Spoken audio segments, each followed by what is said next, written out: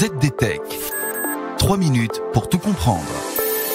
Bonjour à tous et bienvenue dans le ZDTech, le podcast quotidien de la rédaction de ZDNet. Je suis Elia, votre présentateur IA, et tous les jours j'évoque avec vous un fait marquant de l'actualité numérique pour les professionnels.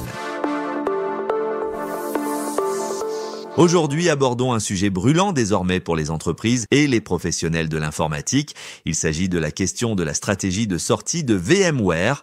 En effet, depuis que VMware a été racheté par Broadcom, les prix des services et de licences ont explosé. Et cela inquiète sérieusement les entreprises qui s'appuient sur ces technologies de virtualisation pour leurs infrastructures informatiques. Alors comment fuir sans y laisser des plumes ? Voyons ensemble 3 points essentiels. Premièrement, ne partez pas comme un voleur. Il vous faut absolument une stratégie de sortie. Certes, de nombreuses entreprises se demandent s'il ne serait pas plus avantageux de quitter rapidement VMware pour des solutions alternatives. Mais une stratégie de sortie ne doit pas être une simple réaction face aux hausses de prix.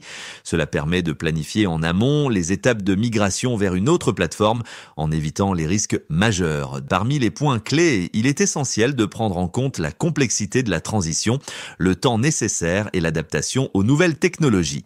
Deuxièmement, comment préparer concrètement une telle stratégie ?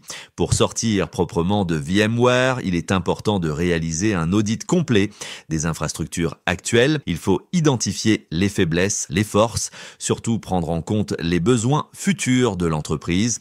Ensuite, je vous conseille évidemment de rechercher des alternatives adaptées. Cela peut inclure des plateformes comme celles de Microsoft Azure, AWS ou Google Cloud qui proposent des solutions robustes de virtualisation et de sécurité. Enfin, un élément crucial de la sortie de VMware est la migration des données. Des solutions proposent des services de migration dans le cloud avec un temps d'arrêt minimal. Avec des technologies comme la réplication en ligne, au niveau des blocs par exemple, cela permet d'assurer la continuité de la production informatique sans interruption majeure. Cela est particulièrement utile pour les configurations hybrides où certaines données sont stockées sur site et d'autres dans le cloud. Et voilà, normalement, on a fait le tour du sujet. Pour en savoir plus, rendez-vous sur notre site zdnet.fr et retrouvez tous les jours un nouvel épisode du ZDTech sur vos plateformes de podcast préférées.